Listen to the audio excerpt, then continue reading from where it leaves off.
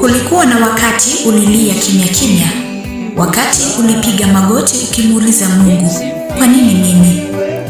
Wakati majibu hayakuja, lakini bado uliendelea kuamini.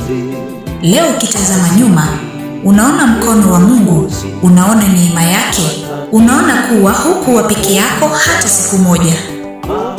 Yule wewe wa zamani, aliyekuwa dhaifu, aliyejeruhiwa, aliyechoka, Mungu alimchukua na kumuinua.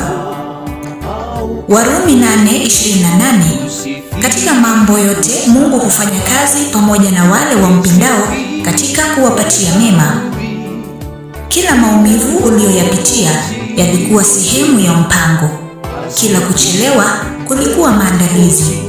Kila jaribu lilikuwa daraja la kukupeleka juu zaidi. Tafakari, kama Mungu alikuvusha jana, atakuacha leo kweli? Isifiwe kaburi.